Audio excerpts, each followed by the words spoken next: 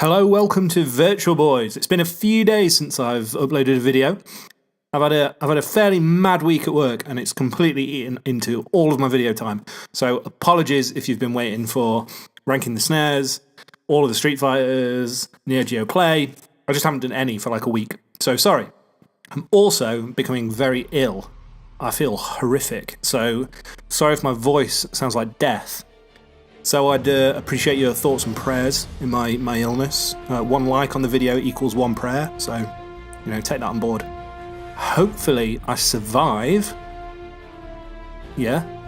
Because this is Metal Gear Survive, which is coming out in February, and I want to survive in order to play it. This is the beta. I'm playing on the Xbox One X. The game will be Xbox One X enhanced when it comes out. It's also coming to the PS4 Pro and the PC, I believe. So, what a weird game. Where do we start? I love Metal Gear. Always have done. It's absolutely one of my absolute favourite franchises. I think Metal Gear Solid 5, the most recent one, is maybe top 3 games ever for me. I just adore the series. So, I'm kind of required by law to buy every Metal Gear game that comes out. Even though Metal Gear Survive this is the first Metal Gear game that Konami are releasing since Kojima left Konami and started his own studio, Kojima Productions, who are making Death Stranding now. So, if you don't know, Hideo Kojima is the mastermind of Metal Gear Solid. He's the game developer, the writer, the creator of Metal Gear, and it's his vision and his characters and his ideas that have made all the Metal Gear Solid games both completely nuts and completely brilliant. And I've definitely said this before, I don't think anybody else could have made Metal Gear Solid 5. It's just such a wild game. It's massive, and it's full of weird stuff, and it's absolutely fantastic. But anyway, we're not here to talk about Metal Gear Solid 5, we're here to talk about Metal Gear Survive. So yeah, the first Metal Gear game without Hideo Kojima. So that raises alarm bells. What raises further alarm bells is that this isn't a Metal Gear Solid game. This is Metal Gear Survive. And the clue's in the name. This is a survival game. And I'd kind of seen footage beforehand where your character's kind of scavenging and collecting materials and shooting zombies or some kind of zombie and stuff. But I didn't realise until I played this beta they've created Metal Gear Fortnite. Like, if you've played Fortnite, and I don't mean Fortnite Battle Royale, I mean regular Fortnite, this is that game. You're dropping into a large environment, a big open world environment with other players online, so 4 of you dropping in. You're breaking down bits of the environment, so you're smashing up boxes and you're picking up bits of plants and bits of wood and bits of rubber, and you're collecting them all up, and then you're using those materials to craft fences, to craft traps, to craft bullets, and then you're setting up defences around a point while zombies rush you in waves and you defend the point. I mean, I've just described Fortnite. I've also described Metal Gear Survive. Don't get me wrong, Fortnite isn't the only other game to do this, but it's a recent, obvious example of the genre. So I watched a bit of footage of Metal Gear Survive. I actually watched a bit of footage of the single player, because although we're talking about the beta here, and its online tower defense thing, it does have a full single player campaign, and there is some video of the single player available on other channels. So yeah, I checked out some footage, and I just thought, I'm going to hate this game. This isn't what I want from Metal Gear. And then they launched the beta, so we could try it. I also managed to get a great price on pre-ordering the game. I managed to pre-order it for £20, which it's $35.99 on the Xbox store. So yeah, getting it for $19.99, I thought, as I say, I have to buy every Metal Gear game. So anyway, I kind of jumped into the beta. Let's have a look. And this is what you're seeing now. I've totally maxed out my character on the beta, so I've played everything in it. You start at level 10, your character does, and you can level up to level 20. There's a few environments and a few defense points, but it's fairly small in scope. But what's kind of crazy about the beta is that it doesn't really give you any tutorials. It drops you in it, and I jumped in for the first time, and I thought, well, I'm not going to play online because I don't want to make a fool of myself and wreck it for my team. I'm going to jump in on my own and try and defend one of these points on the easiest one on my own. And I jump in. I don't have a gun. I'm hitting zombies with my machete, and zombies are just rushing me. I don't know what I'm doing. I just completely ruined it. Luckily, you can quit out at any point, and it saves all the materials and the resources that you found up until then. So back to the drawing board. I looked online for some guides, and it turns out when you load in Metal Gear Survive, you start in this wireframe area, so this white area, and you can load up these like customization desks. And you can go up to these desks and you can craft weapons, you can craft upgrades, gear, so like helmets and armor and health packs, Molotov cocktails, kind of everything you're going to need when you go into these maps and you have to defend this point. So that's kind of your starting area. So you need to start crafting stuff and decide what weapons you're going to use. So you can use the machete, which is a one-handed, fairly fast attack. You can use the spear, which you can poke through fences. You can use the axe, which is two-handed but much slower, and all of these things, all this character customization, it all kind of folds into the tactics that you're going to use when the tower defense starts. So once you've done all that, you load into a mission. So you bring up the menu, and if you select quick play, it'll just find you 3 other players, and then they'll appear in your little wireframe space.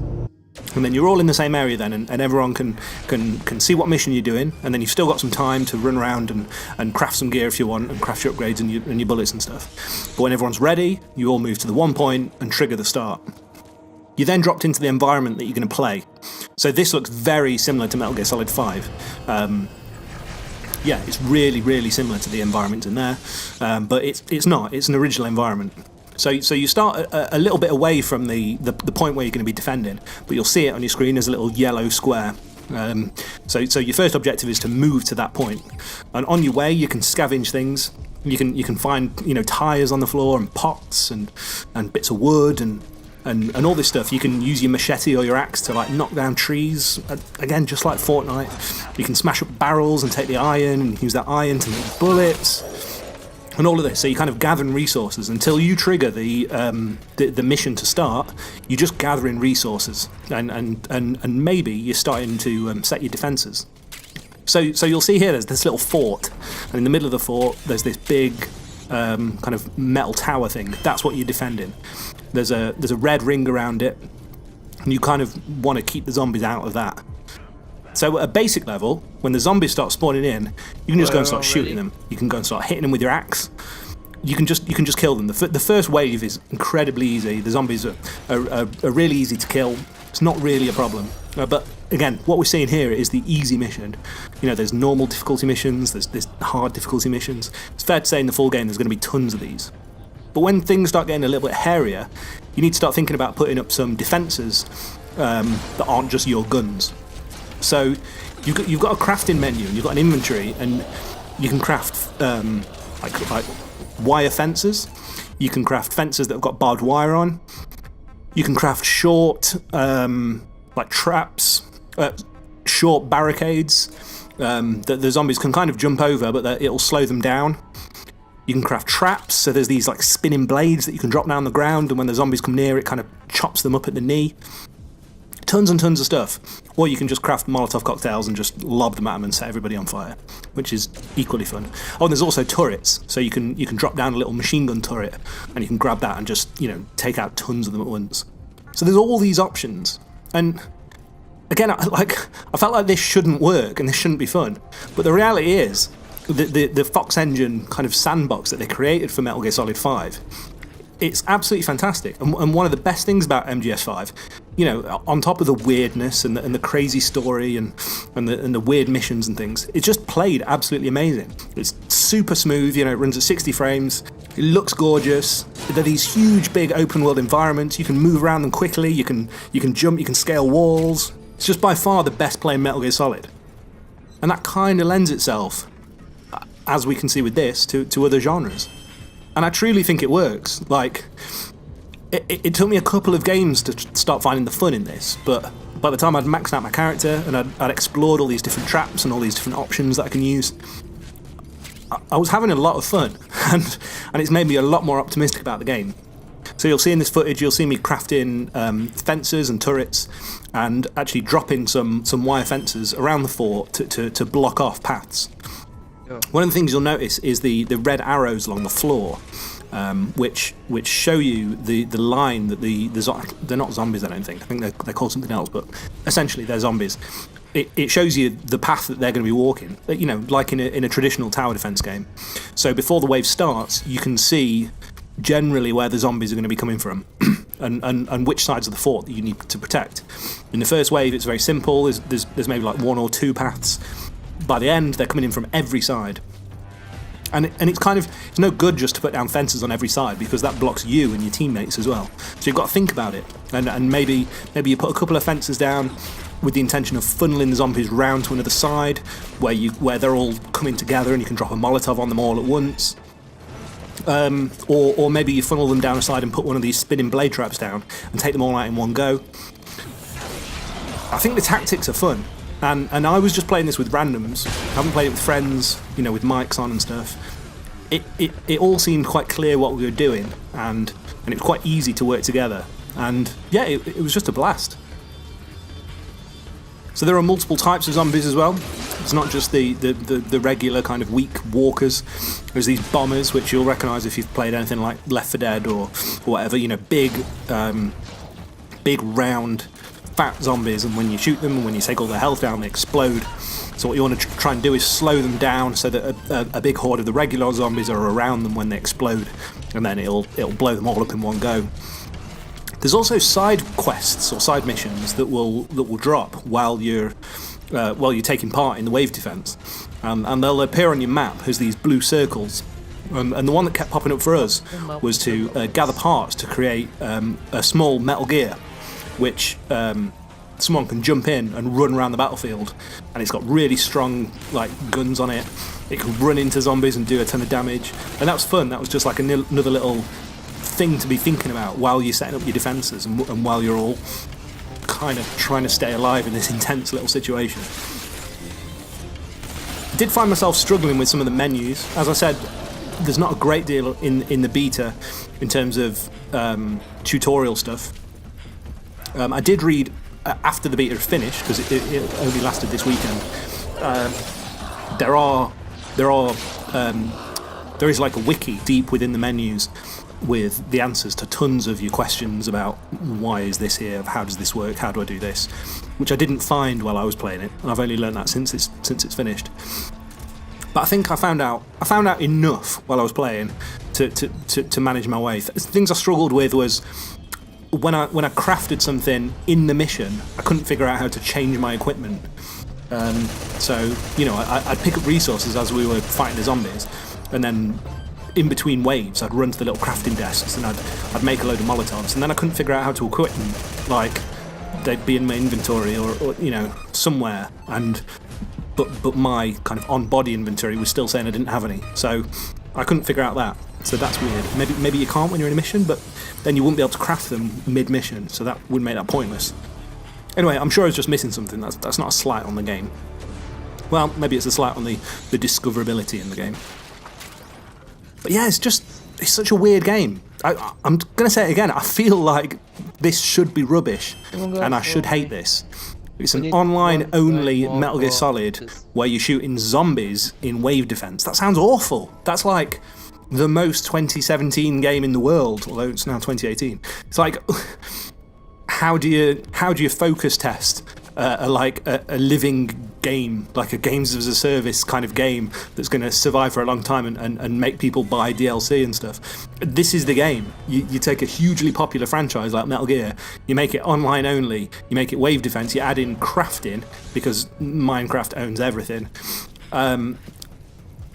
Just bizarre. You add in zombies. I mean, it's ticking all the boxes, but to be fair, they've done a really, really good job, or so it seems from the beta. I mean, I probably played here, one robot more. 3 hours total, and yeah, I had a fun 3 hours. I'm fascinated to see what the single player campaign's like. All the footage I've seen, still got crafting in it, still got resources, it's still got the zombies, it's got sneaking in it. I'm absolutely fascinated to see how they do that, because after playing this, like, I don't really want to play a single player Metal Gear campaign that isn't made by Hideo Kojima. I'm not that interested. I mean, particularly this, so far, everything we've seen, I haven't even mentioned this, everything we've seen, there's no Solid Snake in this. There's no Snake at all. I mean, you create your own avatar when you start, and it's cool because it means everyone can play as their own character and everyone's different. You know, it'd be weird if everyone was playing Snake or Otacon or whatever. But yeah, you just create your own character. There was fairly limited options in the beta, but you know, everyone on the teams played a different character model, so everyone looks slightly different. But yeah, do I want to play a single-player Metal Gear campaign with my faceless avatar? Well, not faceless, but you know, characterless avatar. You know, Solid Snake's story through Metal Gear is one of the driving things of the Metal Gear Solid games. But I guess this isn't a Metal Gear Solid game, is it? Keep coming back to that. So I hope this hasn't been too rambly, and my ill voice hasn't been too painful. I really wanted to share my experience with the beta, because it's finished now, and if you missed it, you've missed it. The game doesn't come out until February, but maybe you're curious as to what the online component consists of. So I hope that's been useful. I've enjoyed my time with it. I'm really glad that I've got a copy coming now. I'm intrigued. I'm more than intrigued. I'm excited to play more, and who knows? Maybe I'll just ignore the single player game and just play the online, which is something I never thought I would say about a Metal Gear game, but here we are. If you want a crazy Kojima-written single-player adventure, you've got Death Stranding to look forward to whenever that comes out. But until then, Metal Gear Survive come in February 2018. Again, all the footage in this video is from the Xbox One X. It's also coming to the PS4 and the PC, so if you've got one of those systems, yeah, maybe you're going to check it out. Thank you for watching, and hopefully I'll see you in a future video. Maybe we'll do some more Metal Gear Survive content when the game launches. Thank you for joining me, and I'll see you next time. Bye!